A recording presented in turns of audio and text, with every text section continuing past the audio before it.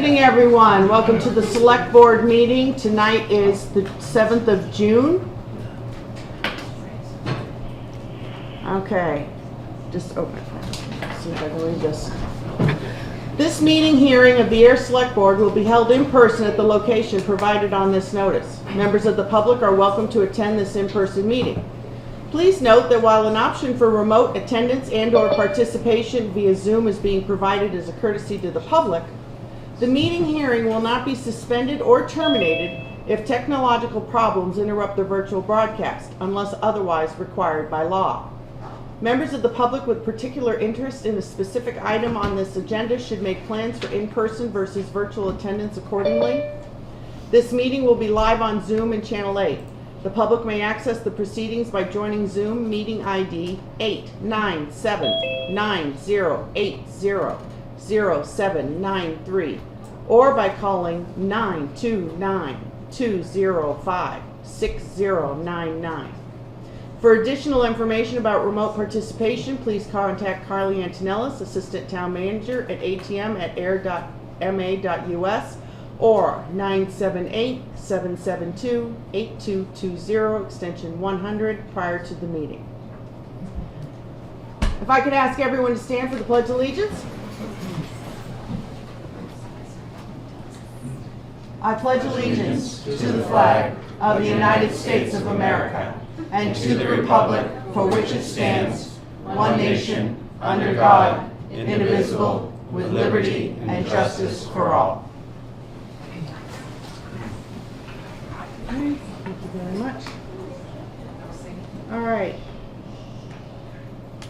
Do we have any amendments to the agenda tonight? I don't have any. Okay. I'll make a motion to approve the agenda as presented. I'll second that. All those in favor? Aye. Aye. Agenda's approved. Any announcements tonight? Okay. I ask that anyone that comes before the board to come to the table. We need you to come to the table if you need to speak to us, so that the microphone can pick it up for the Zoom participants and whatnot. So again, please come to the table, okay? All right, so first thing on the agenda is the recognition of Eagle Scouts Grace and David Audette. Robert? Madam Chair, members of the board, we're joined this evening with Grace and David Audette. If you want to come up. Grace and David have just completed their Eagle Scout badge and are with us this evening to be recognized by the board. They have a seat, and perhaps through you, Madam Chair, David and Grace could each tell the board a little bit about their project that they got the Eagle Scout, and then we'll do some photos and recognition. We would love to hear about your project. All right, so I started mine in 2020 and completed my project in 2021. I went to the high school, Ayer High School, and I set up and organized the Panther Innovation Lab, which is a STEM lab that the high school got a grant for from the Commonwealth of Massachusetts. Because of COVID, everybody in the school was busy with protocols and getting Chromebooks and everything out for the students. They couldn't set up all the equipment, so I had a team from my robotics team and a bunch of volunteers help me out to construct all of this equipment. It consisted of CNCs, 3D printers, a vinyl cutter, a laser cutter, and a bunch of miscellaneous hand tools, workbenches, and other things like that.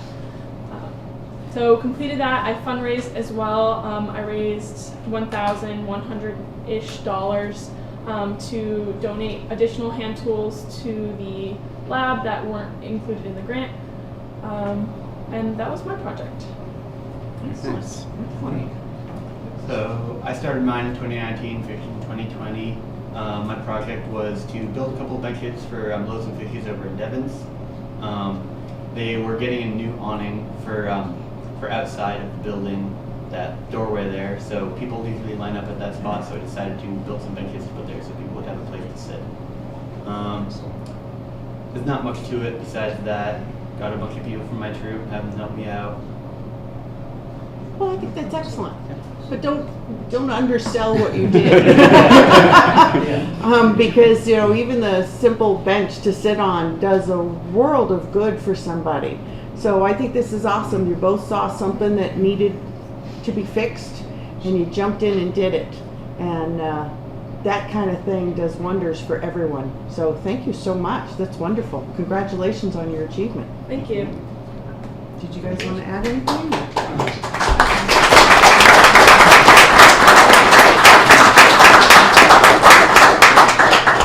I will just add, as a former Scout leader, knowing the amount of work that both of you have put into this moment, and Grace actually coming in later after the Scouts transition to bringing in female participants is fantastic, and I'm very proud to know you both personally, and I think it's just wonderful that you're both here. Congratulations. Thank you.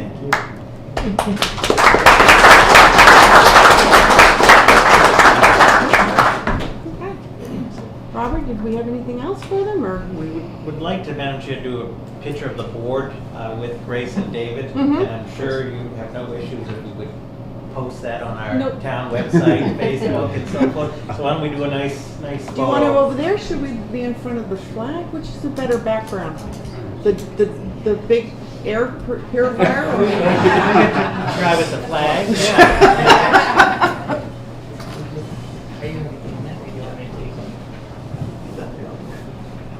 Oh, that's cold. My leg.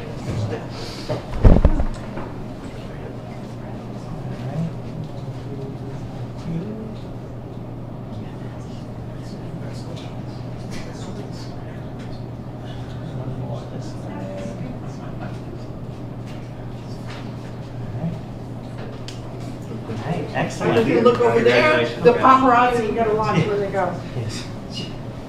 Congratulations. Thank you again.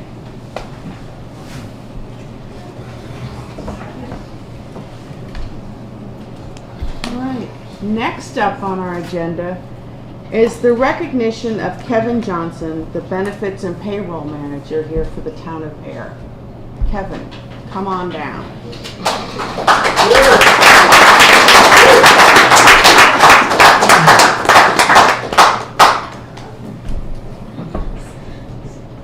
It's really, I'm gonna miss you, okay? When you first took on this position, it had just been created, you know, and boy, did we get lucky when we got you. Because you made sure everything just got into shape the way it needed to be. But also your personality, your temperament, and how you talk with people has always had a very calming, reassuring effect that I think is just wonderful, and especially in that position. You have been just a dear to have here, and you are going to be greatly missed. Okay? We have a certificate for you. Certificate of recognition. This certificate is presented to Kevin A. Johnson in valuable recognition of your retirement from the town of Ayer as the Benefits and Payroll Manager, 2014 to 2022. The town of Ayer extends its sincere appreciation and gratitude for your dedicated service to the town and offers its best wishes in your well-deserved retirement. Okay? Thank you. Gentlemen, want to add anything? I think Janice summed it up very well. You will be dearly missed. I always look forward to running into you because you always have a friendly conversation. Thank you. So thank you. Agree. Your professionalism and your personality have been great assets to the town, and I hope you enjoy your retirement. Thanks. Any big plans? We'll see what it brings. Okay, perfect. I can imagine that one of the first things you'll do is not turn on the alarm clock. Probably not. Of course. Madam Chair, through you members of the board, Kevin, congratulations. If I could, Kevin is truly the definition of a public servant, and we've had the great honor of having him here in Ayer for 8 years, but prior to that, he had a distinguished career as the long-term treasurer for the town of Shirley, and prior to that, Kevin had worked for the Department of Defense for about 10 years prior to that. a true professional when he came here. Some of the highlights was the automation of the payroll system to Hoppers, to the online payment, intake processing for new hires, really moved the whole benefits payroll system forward in the time that he was here. He was an expert and a great representative to have at the Middlesex Retirement Board. Many of you remember he brought the chairman here many times, also did a town-wide information forum a few times on the importance of retirement and so forth. On a personal note, Kevin, thank you for all of your support. I also can't thank you enough. I don't think Kevin envisioned the last 2 years being the town's COVID compliance officer. And he did an excellent job in that capacity. Many late night and early morning phone calls and texts on positive cases and so forth. There was a lot of work that you did, Kevin, that I don't think people fully realized over the last 2 years, getting us through the pandemic, keeping us healthy. So I want to wish you all the best. So the board is aware, Kevin's last day is Friday. However, he is going to be working with us in a transition capacity. We're in the process of advertising his position for his successor. I think this is in the best interests of the town. So though he's retiring on Friday, he's going to, as many of our department heads have worked in a transition capacity. So with that, Kevin, I want to wish you all the best, health and happiness, and thank you for everything. And you have quite a crew here through the chair. I don't know if you want to recognize who you have here, or... So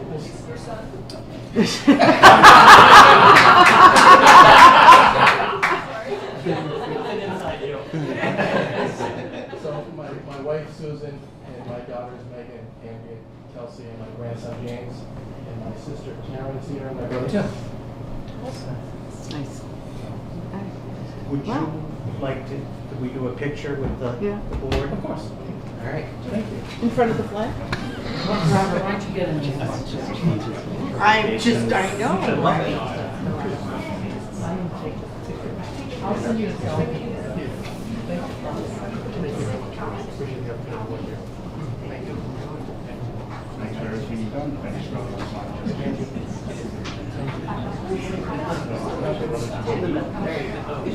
All right, we're over here.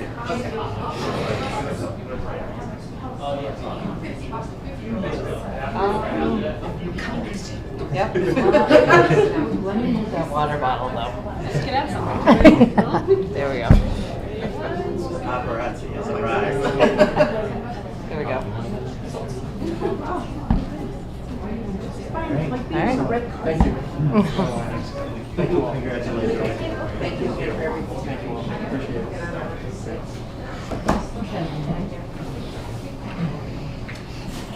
Okay.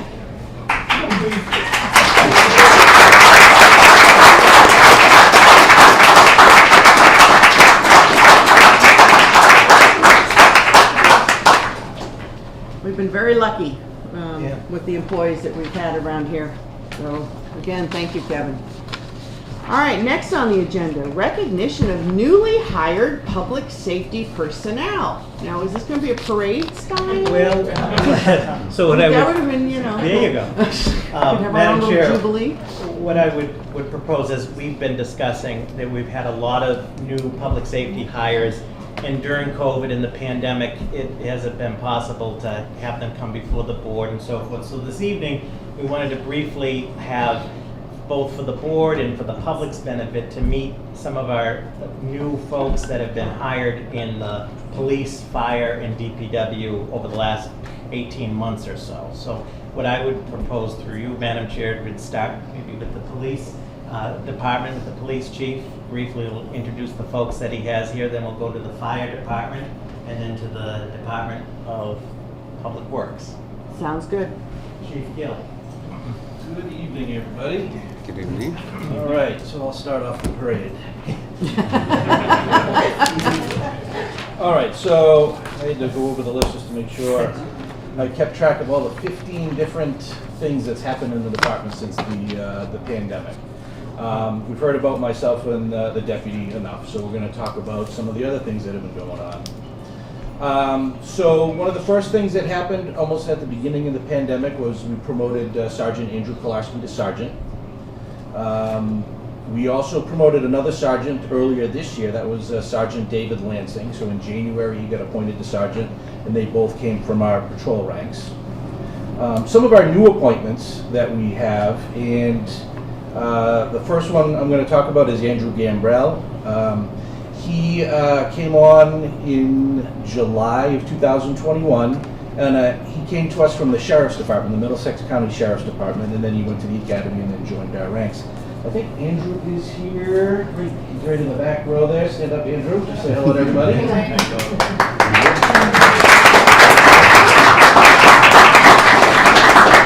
Andrew is on our day shift right now, and I think he's going to continue on with that assignment.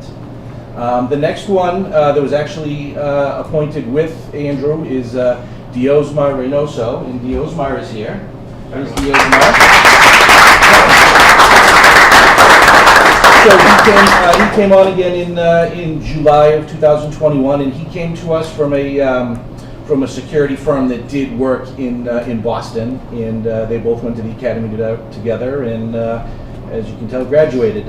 You'll see Diosmar on the 311 shift where he's been for a while, and I think he's continuing on with that assignment on the evening shift.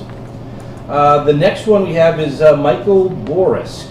Where's Mike? Here's Mike. We have Mike over there.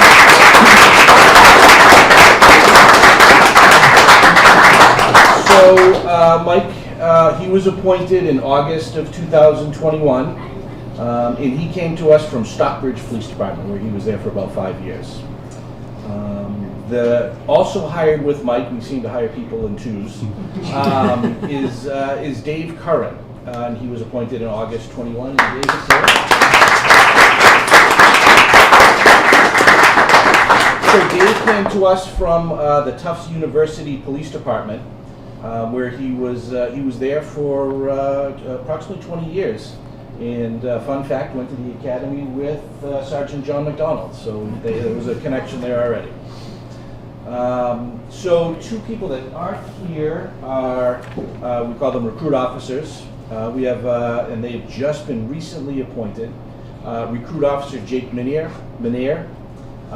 They were appointed as recruit officers May of this year, and they are now attending the academy at Fitchburg State University.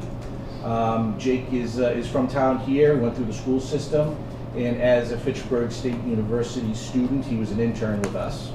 You're going to see the pair again.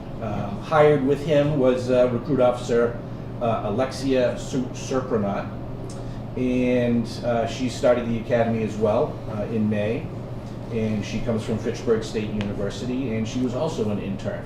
So it pays off to be an intern at the Ayer Police Department. So we're hoping that they're going to be graduating, I believe, September 16th of this year. So it'd be good to get them out and start their field training. We've also brought on some communication personnel. We have in August of 2020, communicator Timothy Hardinen. He came to us. He was a communicator over at the Fitchburg Police Department with several years' experience. So he's now with us. We also picked up Robert Mackey. So he came to us as a dispatcher. He was actually over at Shriver Job Corps. He was a staff instructor over there. And he came on as a dispatcher, and he's recently taken on the title of our new records clerk. He's fitting in very, very well there, and he's also staying on as one of our communicators.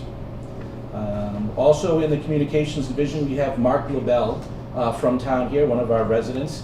He was a longtime friend of the police department, and he had a private sector job, and as he kind of made his connections with the police department and some of the community outreach that we did, he made the big leap and came on as a communicator, and he's working tonight or else he'd be here. But he's from town and loving the police department.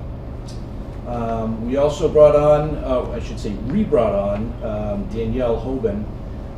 She was a communicator with us. She left and decided to come back. So she's been recently brought back on. And I think I've talked about everybody on here. So there's our 15 reassignments and new people and everything in the police department. Wow. Any questions? I don't know if I can, add to any of this, but I can try if there's any questions. To me, the last 2 years are a blur, I don't know what I did. And Yeah, it was, and I really, for our new employees, I really gotta throw, a shout out to our field training people.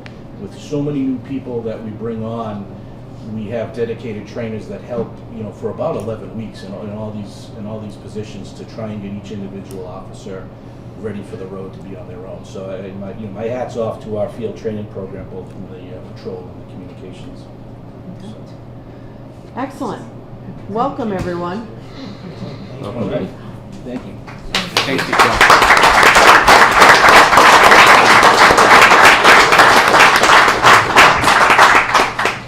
Thank you, Madam Chair. Hello. Thanks for inviting us this evening. So as the board is aware, we were awarded a SAFER grant, which is Staffing for Adequate Fire and Emergency Response grant for just under $1 million. So from that grant, we added 1 firefighter paramedic per shift. I think we have 3 out of those 4 new hires here this evening. I'll go ahead and introduce you to them. First one up is Dave McLaughlin. I think they're all in the back. Dave McLaughlin.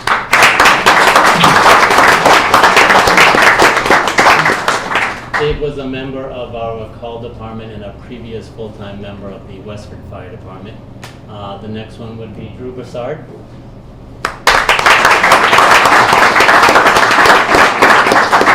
Drew comes to us from the Townsend Fire Department. And the last one that's here this evening is Jeremy O'Connell, and he comes from the Bolton Fire Department.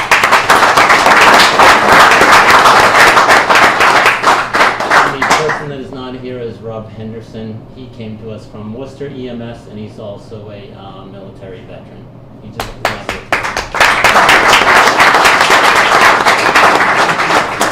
Just to sum it up, the members started their training back in February, 2 weeks a days, then they were sent off to their shift assignments where they've been getting settled in over the last couple months and learning their new career here and there.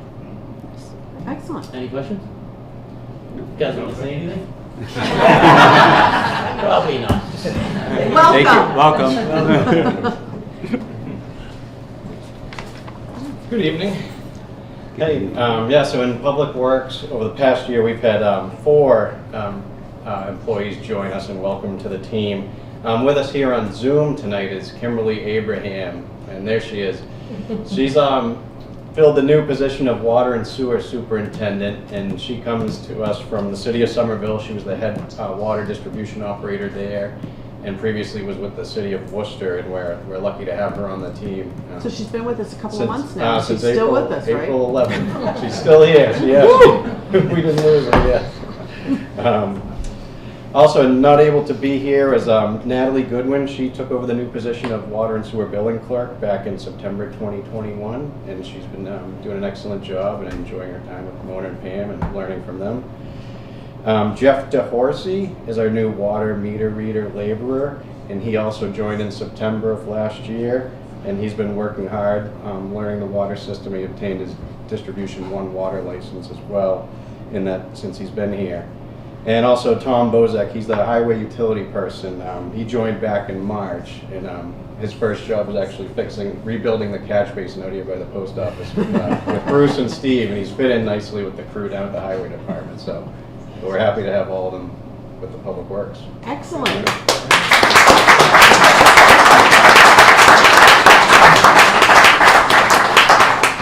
And welcome to all the new people in the Public Works Department. Thank you. All right. Did we miss anybody? Okay, good. Well, then, next up on the agenda is public input.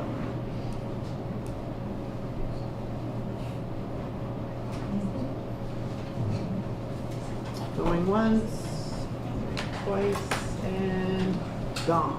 Okay. All right, so we have okay, I'll wait for Wow. You know, that doesn't make us feel bad at all. I get these out of here. I mean, the mass exodus, honestly. You could have trickled out. All right, let's give them a second to get out to the. Wow. It's like they all stood up at the exact same time. All right. Yeah. Okay, yeah. Thanks. Okay, so now let's see. We have a request for a one-day outdoor liquor license for Billiards Cafe. Madam Chair, I'll turn it over to the Assistant Town Manager. Thank you. Madam Chair, and I've been asked by Mr. Moore to speak to his request.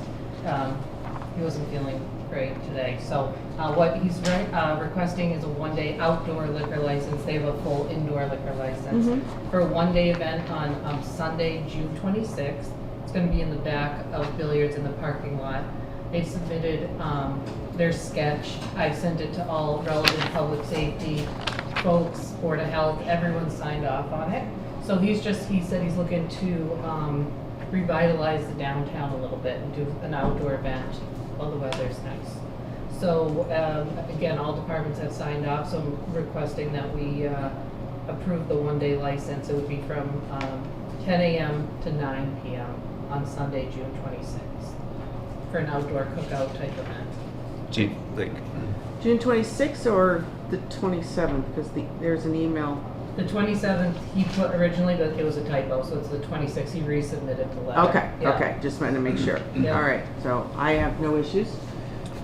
I have no issues. No issues. Just do you have just outdoor cookout event, Yeah, more so detail? So basically, from what I understand, they're gonna prepare all the food and stuff inside, but they'll do outdoor grills, hamburgers, hot dogs. It's open to the public. Okay. Yeah, so basically the bar just coming outside Yeah. the day, the bar and restaurant.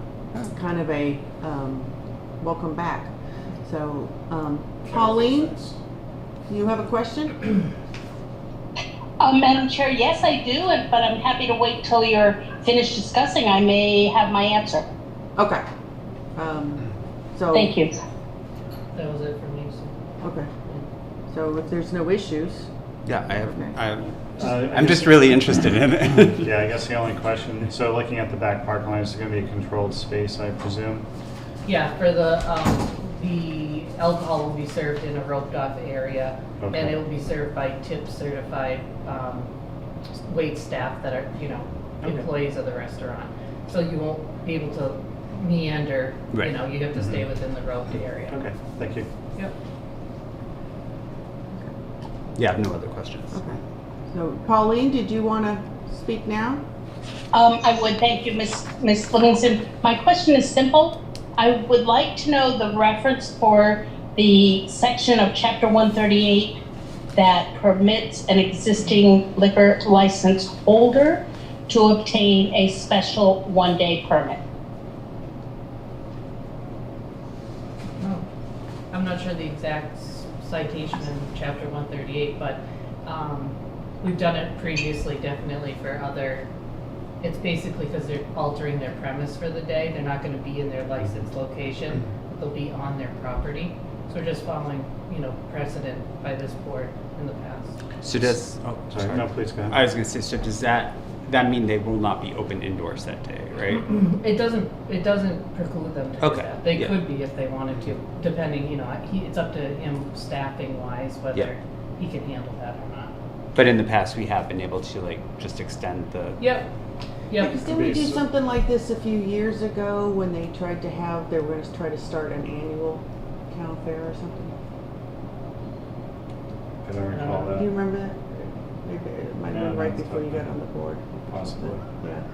Anyways, you go to. So my comment was that's similar to what we did when we granted the extension of liquor licenses outdoors for most of the restaurants during COVID, correct? Correct. So this wouldn't be under that emergency order, Okay. but it would be, it's just a one day, with those emergency orders, it was like a season long kind of thing. This is just a one day I request understand to alter the premise. And then what we'll do, traditionally, when these get approved, I send them into the ABCC, they just keep them on file. No, just out of curiosity, could the ABCC decide that, you know, they didn't like the fact that we said yes, or? No, they would come to you formally. Okay. They wouldn't just show up, I don't think, and pull it. We've never had an issue before. Right. But yeah, as soon as it's, you know, if it's approved, we'll get it into them tomorrow. Okay. Yep, and he spoke with the chief, both chiefs and DPW on traffic management and crowd control, et cetera, et cetera. Yeah. Wendy, Yeah. Calvin's pretty good at organizing things. Did that answer your question, Pauline? No, Madam Chair, thank you, but I appreciate the discussion. The emergency order, of course, as we all know, was lifted last July, I believe. But I understand your discussion. I appreciate your discussion. I'm sorry that you don't have a reference for me. I will explore it further and get back to you. Okay. And Madam Chair, if I could, the emergency order was actually extended again, so it's valid through 2023. Again, this isn't part of that, but the legislature did extend it. Thank you for that. That's good information. I did not know that. I appreciate that, Ms. Antonellis. When did that one happen? You probably told me, and I was- can't keep track of all the I don't emergency know, orders. March maybe? Okay. Because it was coming up on April 1st or 15th, and Okay. then they extended again. So like this is till what of 23? April 1st or April April- 15th, I Okay. have to look. Okay. So it basically allows billiards, no, they didn't have one, I'm sorry, but Lucia's are they'll be in the back, Mm-hmm. and the Neshoba Club on the front side, Mhm. as they've done during the pandemic. Okay. They're able to extend it again Alright. for one more year. Okay. Cool. Yep. All right. So if there's no further discussion, I'll make a motion to approve the request for a one-day outdoor liquor license for Billiards Cafe at 39 Main Street on June 26, 2022. I'll second that. all those in favor? Aye. And the nays? Okay. Everyone. All right. So the one-day license has been approved. Okay. All right. So let's see. Dan and Alan. You sit in the nice chair, Mr. Uh-oh, they're arguing about who should sit where. It's better for my back anyway. Okay. All right, well, welcome, guys. So we're going to talk about Ayer Main Street, comprehensive redesign and reconstruction project. Okie dokie. Yes, Click, or do you want me to? I want to play. Okay, just that arrow right there. Okay. Yeah, so Alan and I are here today to talk about the Main Street TIP redesign project and an update on it. So we put together a quick presentation, so it's quick. So the last time we gave you an update was February 1st, 2022. I gave an update. And at that time, we were exploring an alternative for a shared bike/travel lane and wider sidewalks as the desirable option for the design on the main street. And that was based off of input we had received internally from meetings with various departments. So it requires, in order to do wider sidewalks, it would require giving up either on-street parking or a dedicated bike lane, making a shared travel lane. If we were to go that route as part of our TIP design, we're required to include bike lanes by Mass DOT. Since we're being funded through the TIP, we have to meet Mass DOT design requirements. So we would have to get a design exception to be able to have that option, to be able to do that. And so we asked for a support letter from the board, and we received some others from some other entities as well. And do you want to talk about these? Well, what else? No, this is Alan's goodie. Only I would take a picture like that. Okay. Yeah, what Dan is talking about, right, and just so you understand, we are a complete streets community. Mm-hmm. As well, and must do complete streets to get the grants with the state, and that's a good thing. I show this image to you all in the public, the reality of what we're dealing with in the downtown, and that picture speaks 1,000 words. When we have tractor trailers skidding 180 feet long skids through crosswalks, we need to calm the street, we need to redesign the street. And I show images like that. This is not the in no way has the Ayer Police Department already failed with doing this. You cannot enforce this, what's going on out there, because it's nonstop.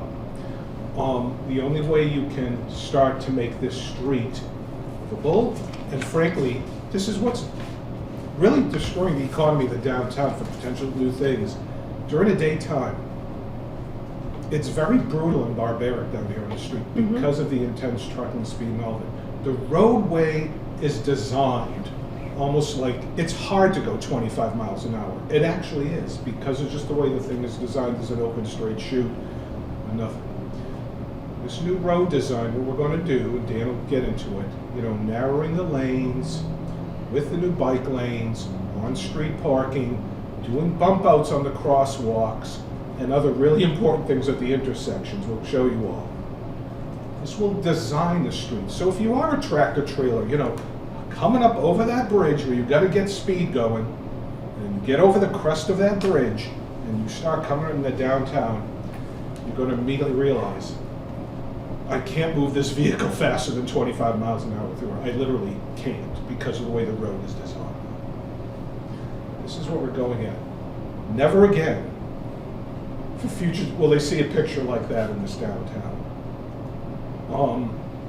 I have an archive of skid marks and pictures like this. I've witnessed out my window that tractor trailer. I've watched this when I was skidding 180 feet. If someone, it's because someone's at that next crosswalk. So this is what this is really about, is safety, number one. And then number two, when a place is safe and you enjoy lingering, spending time there, the economics of the place kick in. So as much as we could say, oh, we could beautify downtown, we can't. That's why we don't have a professional work class down with offices and such. You know, Robert and I can speak to it. It's hard, you know, it's hard to have a conversation on the sidewalk of downtown there during the day, just because of the sonic impact from all the heavy trucking and everything. It's difficult to walk across the street. It's hard to sit at a sidewalk cafe because it's not pleasant. Correct. Because you have these trucks right on top of you, the diesel exhaust, the sonic impact. This gets to the heart of, you know, not only public safety, but the future economics of vital place. So I can start attracting the type of businesses to get retail back downtown, as you remember when you were young. And I'll tell you, I think our traffic count now on Main Street, we're over 21,000 a day. It's over 20,000 a day. That's, Okay. yeah, what we're You don't designing. realize what's happened here. Oh, no. That's like, I remember when I We worked do. up in the city of Nashua, which was the second largest city in the big, you know, main drag, that was 26,000 a day. This little roadway, and most of it's trucking, a good portion of it. So, and I'll speak right, in my opinion, the best master plan that was ever done for our town was the very first one in 1964. Oh, that was a good year. When I was 2. This is when our daily traffic count on Main Street was 9,000 cars. And they said, stop. Yeah, the population of the world was a lot less too. Right. Let's say this from 1964 quickly. Here's they describe Main and Park Streets. This intersection is far beyond its traffic capacity. This is in 1964, almost 60 years ago. 3 main arteries, 2 minor streets, an at-grade railroad crossing, drives from 3 abutting off-street parking areas. We have more now. The service station. We now have a fire station on that intersection. All come together within the intersectional area. No traffic control device exists, which does not to this day, almost 60 years later. No You mean like a channelization. traffic light? Yes. Well, they tried a traffic light. It's my understanding, you know, about 15 or so, 20 years ago, they did try a traffic light over by where the split goes into Park Street, and Right. it caused absolute chaos for the fire department. Right, that's why we're working closely with the fire department on this one. Yeah. And So the- I just want to add though, before, you know, legally, so the people understand, legally, we can't stop the trucks. Oh, coming in. certainly not. No, Okay, it's a so, trucking no, but I'm place. saying this for the public. Oh, yes. Is so that they understand, because I know there's gonna be people out there going, why don't we just stop the trucks? Well, Yeah. that would be great if we could divert them, but we legally cannot. Quite right. And back in this master plan in '64, they proposed, it's actually in here, a design for a truck bypass route and down, which all downtowns did at that time. We didn't do it. Mm-hmm. And they also said they knew the future of this town will probably not be professional working class. It's going to be industry trucking. They knew this. So they literally said 60 years ago, you need to address this now or else your downtown is not going to be, So, here we are. But you're right. All we're talking about is calming the road. And Dan we'll get into it. We'll just show you quickly the cross section. Oh, and you'll if see we're all how in agreement, yeah. this is it. Here's another classic. Another angle. Mm-hmm. Okay. So this is the cross-sectional view of conceptual design on the main street. So the top cross-section is the existing condition. There's about 8 feet of sidewalk, 2 to 3 feet of banding, depending on which side you're on. And then 8-foot parking lanes, and we got the big wide 16-foot travel lanes. So a potential proposed alternative is to have basically the same width sidewalks, 8 foot with a 4-foot banding, a little bit bigger. You can narrow the parking to minimum 7 feet and then include bike lanes, excuse me, and then 11-foot travel lanes, which is, if you look at East Main Street, that's what we just put out there. They just striped it this past week. Another potential alternative, this is the one when we last met we were looking at, was to be able to widen the sidewalks on the bottom cross section here, 15 feet on one side, you're able to get about 13 on another. And you share the bike lane and travel lane are shared lanes, 11 feet wide. So basically, if you remove those dedicated bike lanes, you get wider sidewalks. It's kind of hard to see, huh? So this was a plan view of the first cross section. You can kind of see the dedicated bike lanes. If you've driven down East Main Street, you see them striped out. But there'd be parking, bike lanes, 11-foot travel lanes. And as you can kind of see the bump outs here. So when you get to intersections like Washington Street, it's sort of a curb extension. They call them bump outs for slang engineering term, I guess. But it really helps for safety to be able to be pronounced out there, kind of tightens the road, and the pedestrians can get up onto the street and be visible to the traffic to be able to cross And the you're street. narrowing the length there. Yeah, that's the walk. So it just makes everything go. Space they pretty have to well. walk. So, and again, this is all conceptual at this point, but this is, what we could consider on the main street. And it's really hard to see again. We do have some zoom-ins, but this is with that second option with the shared travel lanes. You basically just get the wider sidewalks. You don't see the bump outs anymore because the sidewalk's basically as wide as the bump outs, except on the south side here. And doing sharrow lanes, which are shared bicycle and vehicle lanes, are good. We've used that in many places around here because you're right. The trucking, this is a truck. So it's dangerous to have those bikes on there with the big tractor trailers. Oh, I agree. It's one thing to have it in cars and stuff, but now you do track. It's so. So I have a question. So on the first proposed idea, you left the sidewalks alone, narrowed the parking spot, had the bike lane, and then the vehicle. I think personally, I like that one because one, your driving lane is narrow. The bikes are a little bit away from a truck that, if it does, God forbid, have a problem. And correct me if I'm wrong, if something could be fixed by the end of summer, because it's literally paint, right? In some areas it works. So we have to Well, I have to mean, there measure probably, out yeah, there. there probably are, but for the most Yeah. part, you'd be painting new lines and kind of squeezing right as that one sign toward the Rotary goes. But your other one where you're widening the sidewalk, which is not a bad idea, I think the sidewalks are fine. Again, this is just my personal thought, but would that cost more for the town and take more time?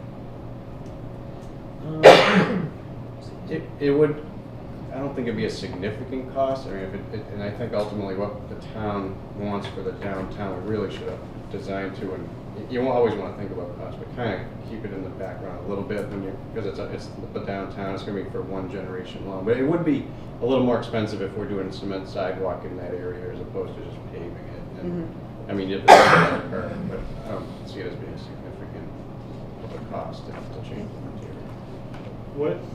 What's the thought process behind widening the sidewalk compared to what we have now? I could do that really falls into my realm of economic development. We call this, engaging the sidewalk. Since we all know when we go away to downtowns, we all love, right? And you go, oh, I love sitting at that sidewalk cafe in that downtown.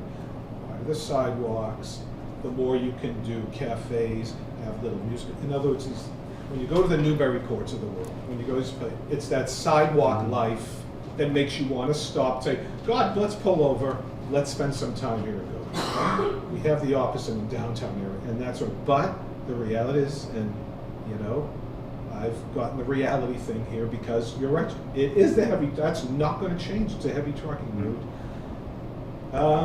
What's most important for this generation, this downtown, to get is safety now. Just calming it all down.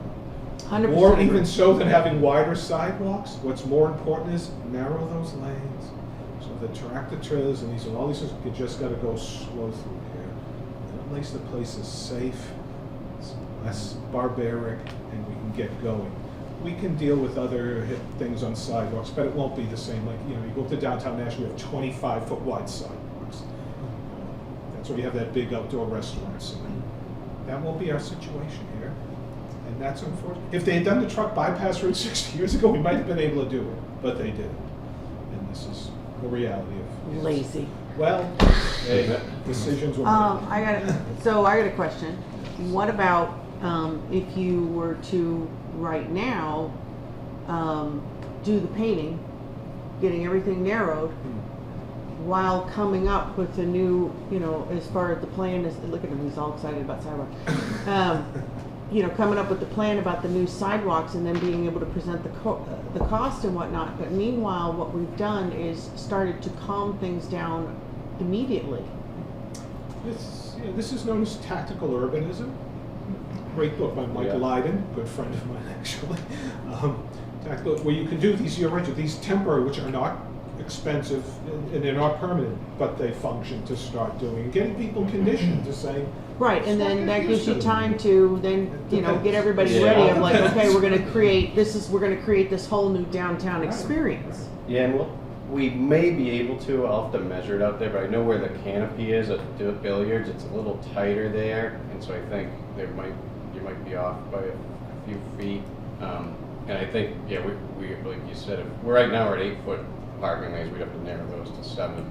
But, we could look at it and see if it's something that fits for now. Even if you could just do, from Columbia to Washington, and then after that it's shared, you kind of at least get a piece of it. That was another thought that was going through my head because by then, at least the truck is hopefully, stopped. Hopefully. Yes. Should I Hopefully. address this Hopefully. one image? Could I actually just maybe stand and just point something out? Okay. Remember, if you touch it, it's going to advance. Don't I shall touch. not touch. Don't touch. No touching allowed. I just want to say, I think this profession personally is going to do more to accomplish what we need to have with calming things, and it looks simple. So here's the bridge, right, coming in. Right. You're coming over that grade or a big track.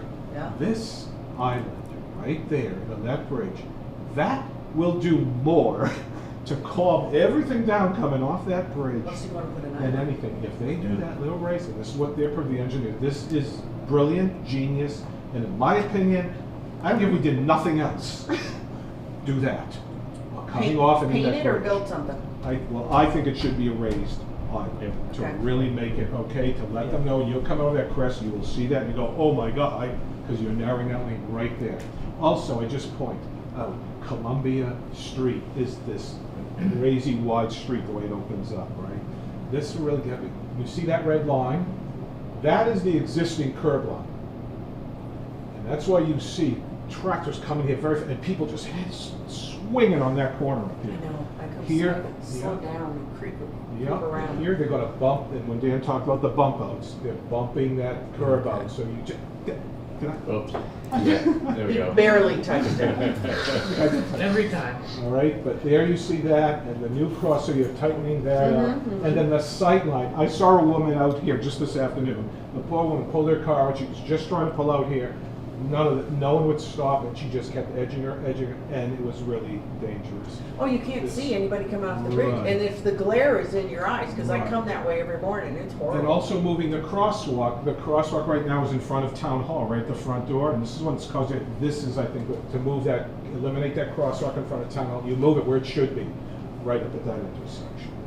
That, to me, is one of the most important things that can happen from this, and I think it'll do more calming than anything, that little island coming off that bridge. Well, So I is think that- that island's a good idea, and you could paint it temporarily until you built it. That's right. Sean? So is that island part of all of the proposals? Like- This is, yeah, and this is all conceptual. We're heading toward the 25% design in MassDOT world, which is more like a 50%, and in real life it's pretty robust for 25%. But this is still conceptual, so I think they just drew in a painted island there as a potential I like it. good calming item there. And I think, and we did talk a meeting or two ago about the truck traffic calming. Yes. And I think as part of that, we can sort of tie that into trying to do like, if we temporarily painted the bike lanes out here. That's kind of part of looking at that as well. So I'll try to tie both together. And then this, sorry, these proposals are, just remind me, so it's from here, Columbia, right? Starts right here, just to Park Street. It's a little past the fire department Fire station driveway. on West Main Street. Yeah, on West Main. Sort of in front of Moore's. And this actually, you can't see it, but it does go on to Central Ave, so the intersection of Central Ave and Columbia. And that's really exciting, because they're adding on the parking as Central Yeah, Ave will be yeah, narrowed yeah. that road too. Talk about the other speed when you start moving. Yeah, I thought that was supposed to be narrowed a long time ago. Yeah, I was talking about. So there were, I think, About really 6 years great ago. elements, design elements on this plan. Okay. So can we do at least the temporary painting, and which also will start teaching the trucks that there's a pattern change? Yeah, I don't want to say yes without measuring it, but we could go measure and see if it's possible. Yeah, And because see then, where we like, can you know, go with because that. then we're doing an immediate calming, and then, Right. you know, we can build the Alamanoyan Island. Do that. Yeah. Run No, we'll look at that. But just remember, that light post always gets hit every Oh. winter, so, you know, don't put anything too big on your island that's gonna get knocked Are over. we reducing the number of crosswalks downtown at all? As part of the new Okay. design, it will be, yes. And any raising of the grade, like, you know, like, for Okay. example, when you drive through like Belmont and Waltham, That and whole where the streets intersection come was together, that whole big. section is elevated. So and keep far, it- that's not included in the design, but it's still to be vetted. So That's real we'll get into serious this later, calming but there's stuff. gonna be a few Yeah, lots. yeah, having gone to school in Waltham, you know, now working there in some of the streets that. Because when I Moody was Street in 20, I downtown used to Waltham fly has that. really become the play. They've done Yeah. amazing, and that's right, they're very Yeah. serious Yeah. about for their economy. This is an intersection of Main and Park. And again, there you see another island. This is brilliant. And also, catch the current curb line, when you're coming off Main Street onto Park Street, this red line. That's why, this is the real danger. They come and they whip around that corner onto Park Street. They're doing the same thing, brilliant. They're bumping that curb out. In other words, you're making these intersections more proper right angles, which intersections should be, instead of these big, crazy, fast shoots, so. And just looking at this, you know, this is kind of another topic which will be vetted throughout the design. But this is proposed to have a four-way stop at the intersection of Park and Main. They did look at doing a roundabout, which has to be looked at now whenever you put in a stoplight, but the engineers found through analysis there'd be a 940-foot queue westbound travel. So basically all of Main Street would be gridlocked. Oh, yeah, I think we're With a gonna, roundabout. so you're talking a four-way, a With- traffic light? With a roundabout, that would happen. Yeah, we don't want the With roundabout. the traffic light, it wouldn't, and we're working with the fire department, they're aware that there would be a traffic light here, so they'd have preemption to be able to change the light green, so they could get out there. Yeah, so, that's a little, I guess, I'd say off topic, but, you know. Let's look at the next slide. So, I did mention this. Real quick, I just want to fix that black box. So I can Okay. see it. I mentioned briefly the Mass DOT's design requirements, and we're going through the TIP process, you're required to meet them. Mass DOT reviews the design. So we're required to have a dedicated bike facility, and what that means is you can either have a shared use path that's 10 feet wide or separated bike lanes 5 feet wide. And the engineers have looked at doing the shared use path option, but in order to do that, you need a certain amount of buffer on either side, and it ends up eating up you parking on one side of the road, so it doesn't really function well. The design we showed earlier with bike lanes on each side of the road is the most practical. And as we said, we did look into having the shared bike travel lanes, and we get the support letters and for the design exception. And Mass DOT, their stance was they let us know verbally they would not approve that design exception. It's the various constituents of Mass DOT. They have a complete streets group, District 3, and Boston each chime in on this. If we wanted a formal response, they indicated to us we'd have to go through the design process, which is in their world. We have to submit a design justification workbook, which shows, which you have to justify why you need that exception, and then they will either say yay or nay. And since that time, since the February 1st meeting when we discussed the shared bike lanes, Alan put together a couple of public input meetings, and one was a walking tour, Friday, March 4th, noon to 1, we were both there. And also there was one on February 15th on Zoom, a public forum.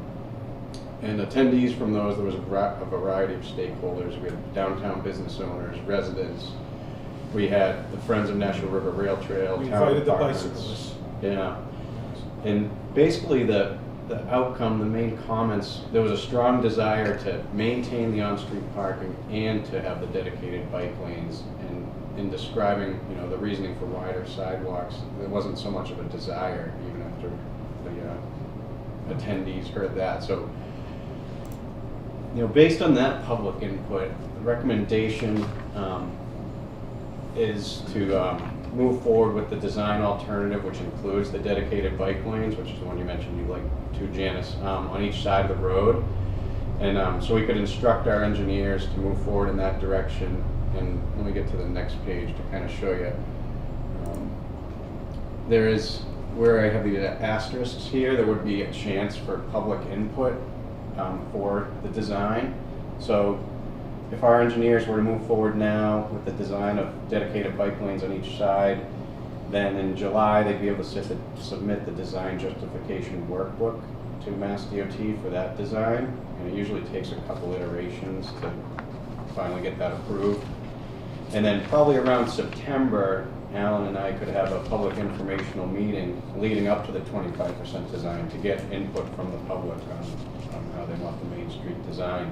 And that could be taken into account in the 25% design submission, which could be done by the end of the year by our engineer.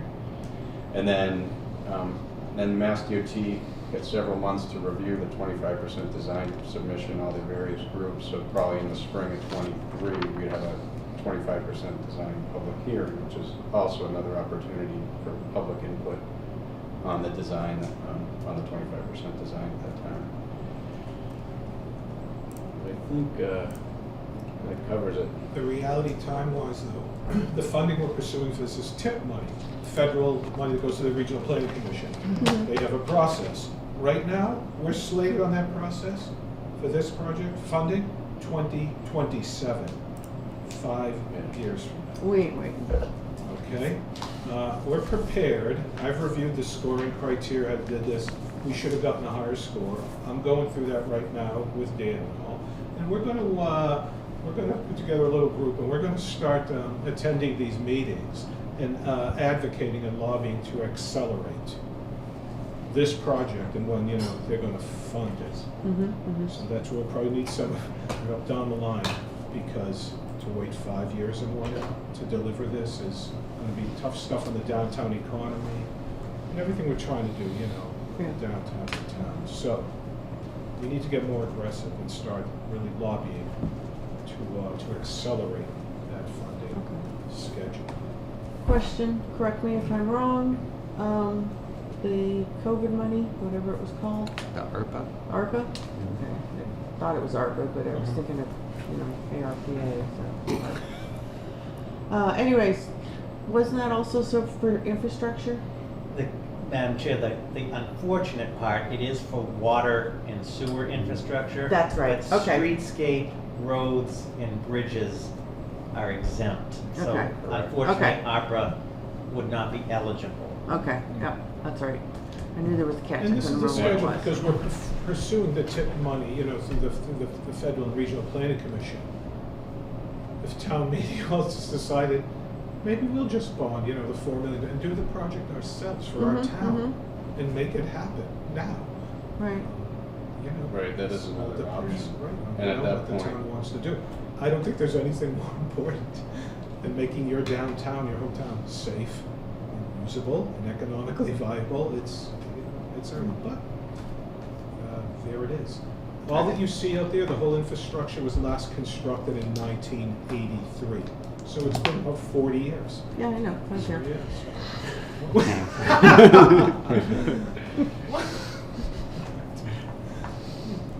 All right, well, I think you got some great ideas. And I have faith in you too that this will get done, and since Alan's now in an aggressive mode, it might get done a little faster. It's a little pushy and that works for us. So any further questions, guys? No. Thank you. Thank you. Thank you very much. Thank you. Yeah, and the sooner you can start on something to calm things down, do it. Thank you. Thank you. Thank you. All right. Next up, our town manager, Mr. Poppy. Madam Chair, members of the board, good evening. You have the warrants in the packet that were approved since the board last met on May 17th. In terms of the administrative update, just a couple of brief updates, points to highlight. As I've mentioned at numerous meetings, and you saw it tonight, we continue to be in a period of personnel transition. A lot of folks are retiring. We're happy for them, and it presents new opportunities. So just an additional sort of personnel update. For your June 21st meeting, I'll be bringing with Mr. Hogan a candidate for your consideration for ratification of the appointment for the assessing administrator. Mr. Hogan will retire on June 30th. I will have a candidate who I think you'll enjoy working with, that I'll bring before you on June 21st. She will be subject to your ratification of the appointment, would start on July 5th. Mr. Hogan would stay for a very brief period for up to 5 hours a week just on the transition. That'd be a short window there, and I'll have the specifics at the next meeting. We are currently, as I mentioned, advertising the benefits and payroll position that Mr. Johnston retires this Friday. He's going to stay briefly until we get the next person on board and to do some training. We have also had Michelle Bashara, who works for the treasurer, has been brought up to speed and has done an excellent job as a backup on payroll as we move forward in that area. Heather Hampson, who was the administrative coordinator for many years, was hired as the conservation agent. She started on June 6th, just this past Monday. We are currently hiring for the new administrative coordinator at this time. So we are in a period of transition here, so just so the board is aware, Heather provided administrative support to the Board of Health. Now, just during this period till her successor is hired, Bridget Braley from the Neshoba Boards of Health is providing most of the support for the Board of Health, as is my office. Last night I took the minutes for the board, so we're in a period of transition there on the planning front because the administrative coordinator provided support for the planner. Mark Ashenbold, the planner, obviously met with him today, will be the point person during the interim period. Also, I know that the clerk of the planning board has graciously volunteered to take those minutes till we get that position up to speed. The social worker position is in development. What I mean by development is the review and finalization of the job description and the compensation classification piece. We're looking at a target for a July hiring process, and we'll keep the board updated. It's almost July as we're coming, but we want to move forward with that. The COA director, the chief of police, and Alicia Hersey have been and will continue to be involved in the development of that, as I mentioned at town meeting, because there's a significant senior housing and police component to that position. There's the new position for the conservation planning admin support. We're targeting again a July hiring process on that. The additional zoning code enforcement for the building department with the 30 hours, not the 30 hours, the 19 hours a week. That is in process with the building commissioner to get that ramped up. Again, July 1st is when the funding would become available, but we'll be in a position there. There's still the select board town manager admin support position, which Ms. Antonellis and I are working on. We also would like the board's input on that as well, so you'll be hearing from us on that. There is a part-time parks administrative position. Mr. Thomas, I mentioned briefly with him, is in the process with the Parks Commission to get that teed up on July 1st. And then the junior engineer position, the DPW director will have someone in place for July 1st on that position. So it's been a lot of personnel, and we'll continue to keep you updated as we move forward there. I also want to mention, since the town meeting of 2020, October of 2020, the senior project, we continue to work on the senior center. I'm the same way, Madam Chair, on the time warp of the last 2 years.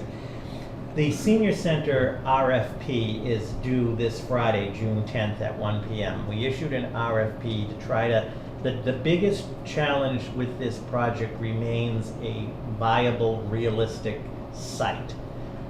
We have this RFP. The RFP is not committing the town to anything. It was more, the feeling was to cast a wide net. There's been interest from about 8 folks have requested it off of the website, 2 formally. What I'm getting at is I'd like to, perhaps for your July meeting with the director of the COA and some of the other folks working on this, have a brief update for the board and a discussion about the plan, moving forward. But we want to see what we get on this front. The West Main Street site, not to get all into it, this will be part of a presentation. The environmental issues, as town meeting had tabled it and asked us to, and we will have a more formal report on this. The environmental is very problematic, and we'll talk more about that. But I think it's important, in talking with the director and others, that for July we talk about the future for that project. Just so the board knows, we're in the end of the fiscal year, so there was as I do every year, there's a fiscal year end spending policy, one-time expenditures for FY22, over $1,000 require pre-authorization, and Mr. Aponte, the finance manager, has issued further guidance on all of the end of the year deadlines and procedures, so we'll be moving forward in that direction. On the opera funds, we are in development, and I've mentioned this and would like to come to the board in the near future. There's the remaining funds to talk with the board about a proposed plan for that, an application process, a project, so we will have that shortly. Of course, for your input, but also for your approval. So we do have some time, but we also want to develop a plan for the remaining piece of the opera funding. One thing, I just talked to the DPW director today, and I've talked to the police chief recently, and I'll be talking to others, just so the board is aware. We're watching very closely. The issue of fuel costs and supply chain issues remain a concern. So the fuel costs, as we all know, continue to go up. The DPW director, we're going to be looking into like a no idling policy, looking into some other measures. We're not quite there yet, but it is concerning based on the FY20, when we did the FY23 budget, we weren't at the point So we got to really look at the fuel costs, and as the DPW director has pointed out, the fuel costs, increased fuel costs are driving the asphalt costs up considerably. So the DPW director, Mr. Van Schouwek's going to be looking at, as he put it, we're in a situation where we might be getting less bang for our buck, as you said, meaning the calculations on the projects and so forth, the money is not going as far. Again, not a reason for panic or concern, but I think in reality, as we move into FY23 and the development of the FY24 budget, these fuel costs and the supply chain issues on asphalt and some of the other materials and the delays of driving things. So more to come on that. Robert, Yeah. so I just want to add something. So that being said, as we're going forward in the new fiscal year, because sadly, I do not think these prices are going to come down anytime soon. This has now beat the 2008 gasoline prices. We are in uncharted territories. So with that, we really, and as we always do, so let me reiterate, we always do this, but even now, tighten the belt as much as possible, and any projects, unless it's critical, maybe, put them in the wish file. And then I just have a quick question. Pauline, do you have your hand up, or is there a? It's that. Okay, never mind, Pauline. Her mouse was over there with the hand thing. So, okay, Robert, continue. Yep, thank you. So, and then what I would like to propose to conclude sort of the administrative report, then to get the action items is perhaps for the June 21st meeting, and I would prepare as it's a new year, the board is reorganized. I put together, we could have a brief discussion, at least the first discussion, to talk about some goals and objectives for the year ahead, and I could prepare for that packet some thoughts from my perspective. I know you all have thoughts and ideas as well as related to that, sort of some of the things we still have on the table, if you will. So it might take more than one meeting to fully discuss, but if the board's willing, we could at least start that discussion on June. I think we're willing. Are there any questions from the board on any administrative matters before we get into action items? Just a few. Thank you. Okay. So it's that time of year where we do the appointments. This is part 1 of 2. I want to thank Ms. Antonellis, as always, for putting this together. You have the memo in your packet. We'll obviously do part 2 at the next meeting. As is past practice, contacting individuals whose terms are expiring to see if they would like to continue or not. As you have in the packet, the folks that are seeking to be reappointed, just very quickly, the Affordable Housing Committee, that's a 3-year term, would be Janet Provadakis, Ken Diskin, Ron Morrison, and James Stephen. The Conservation Commission, 3-year term, George Bacon. Council on Aging Board of Directors, Dennis Curran, 3 years. Historical Commission, Barry Schwartzel, 3 years. Rate Review Committee, Richard Scotchless, 3 years. Recycling Committee, Jeff Tillotson, 3 years. Registrar of Voters, Patrick Kelly, 3 years. And as pointed out by Ms. Antonellis, on the Council on Aging Board of Directors, Ms. Carolyn McCreary is not seeking reappointment, so there will be a vacancy there that we're going to be advertising. So those are the ones recommended for approval for reappointment by the board. Anybody have any questions? Nope. No questions. All right. I'll make a motion to approve the reappointments as laid out by the town manager. Second? All those in favor? Aye. Aye, chair says aye, so the appointments have been approved. Okay. Next, on the cemetery commission appointment process, as the board is aware, at the October 25th, 2021 town meeting, Article 3, which passed, authorized the establishment of an appointed cemetery commission subject to the passage of a ballot question to this effect before the voters at the annual town election on May 10th, 2022. At the annual election, the question authorizing the creation of an appointed cemetery commission passed 291 in favor to 88 opposed.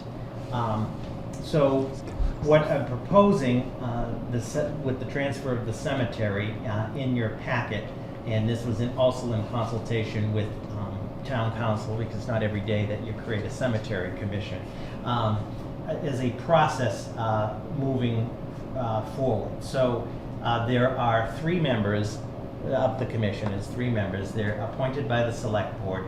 They need to, by law, have staggered terms just like your board. So every year one is up. So in order to get to that for year 1, and you'll remember this, Selectman Livingston, when the board went down to 3. So one of the seats would be for a year, one would be for 2 years, one would be for 3 years, and then moving forward. So the highest vote was the 3. That was, Yeah. That was for yeah. you, for Yeah. the board.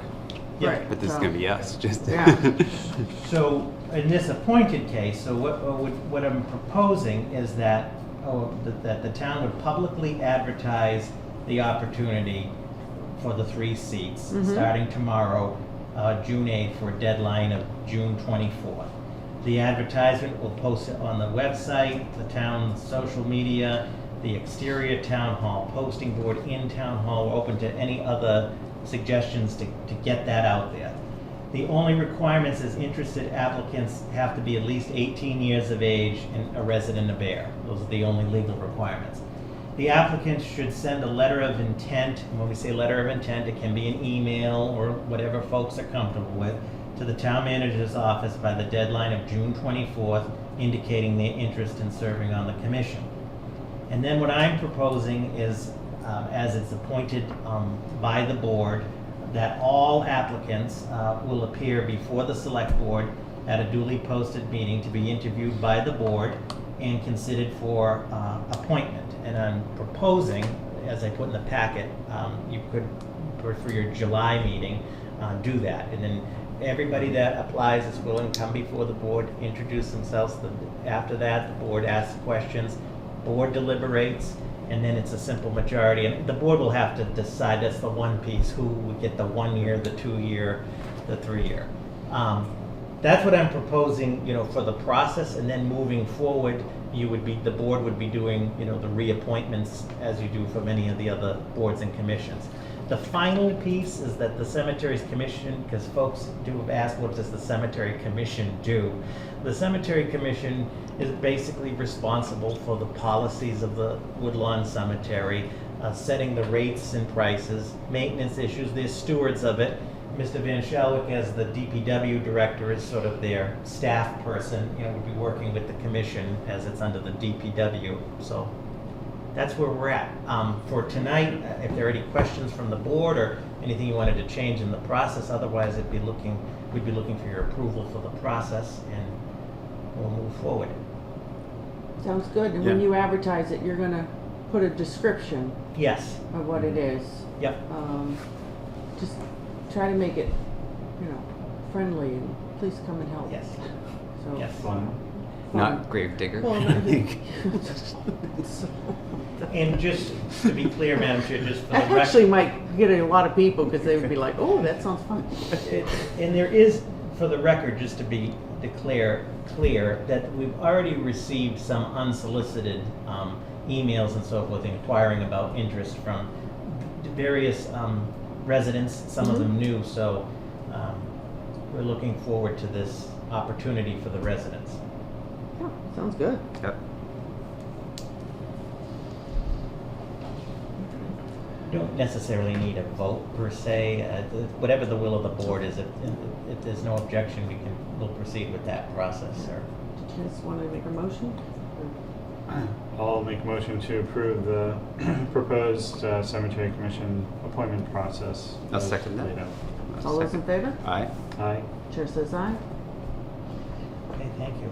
The next item, and I know that the board reorganized. Thank you, at- Dan. Good at- night.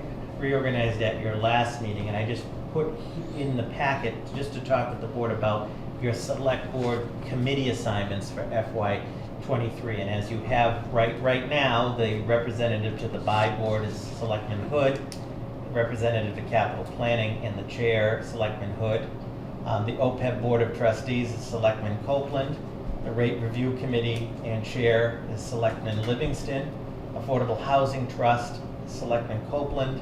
And the Devon's Jurisdictional Framework Committee has been Selectman Livingston. So I guess the question is, we do each year, or the board has discussed, it's your purview as far as any changes. Does anybody want to change their committee board? I'm fine with mine. I'm perfectly happy with mine. I'm fine with mine. All right. That's easy enough, so we'll continue, okay? All right.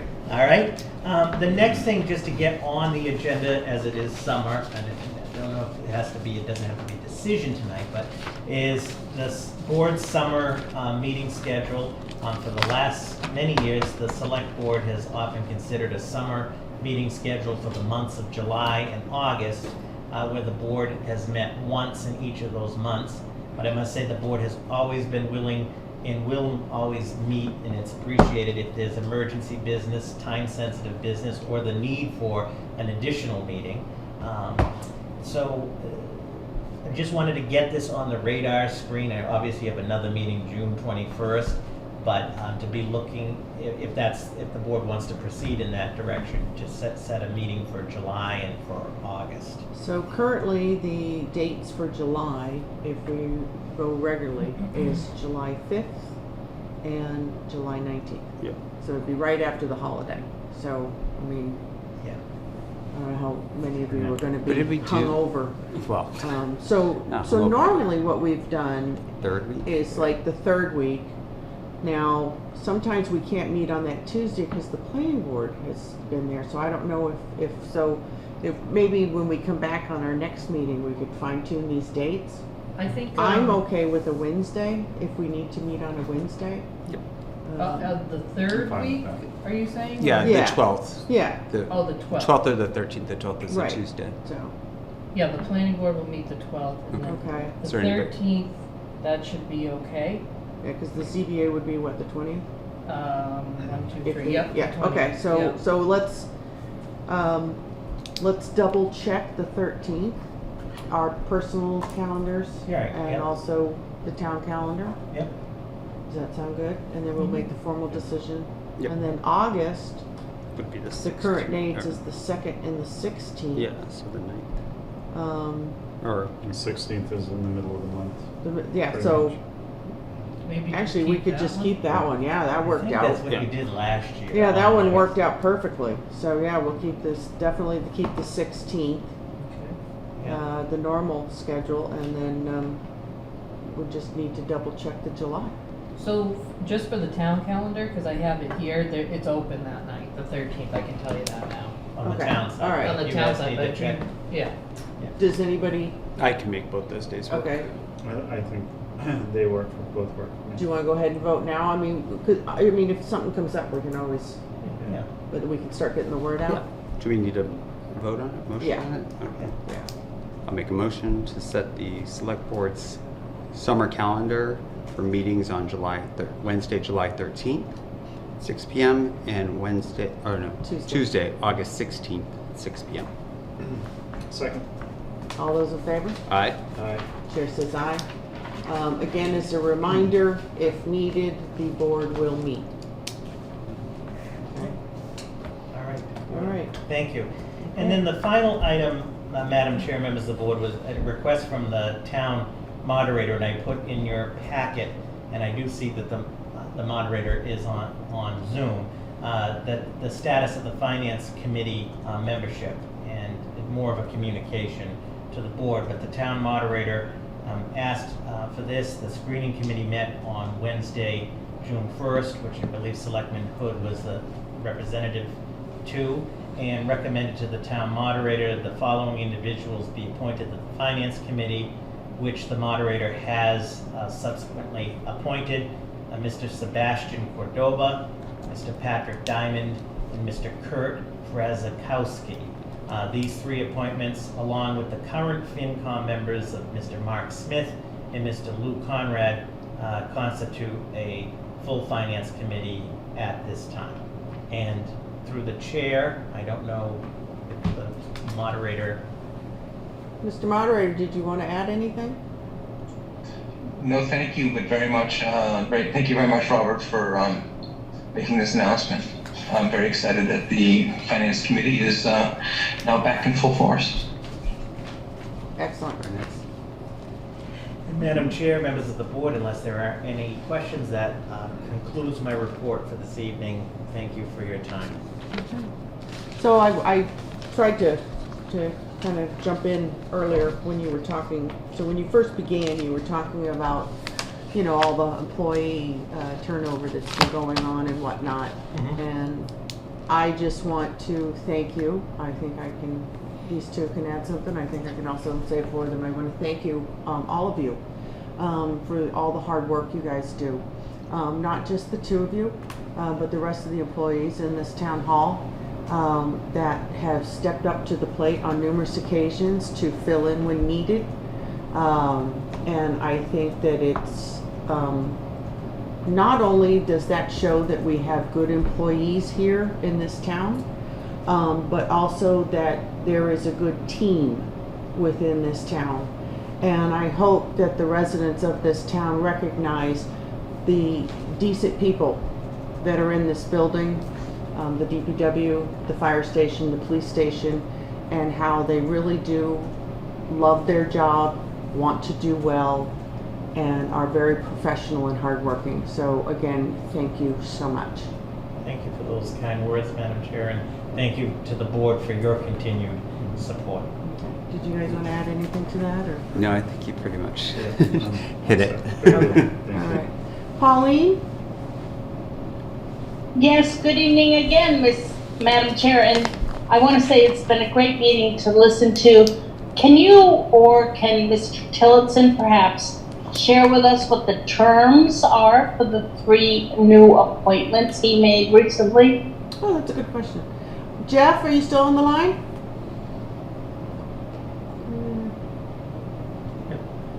Yes, can you hear me? Yes. Mr. Diamond is appointed to the end of June of this year.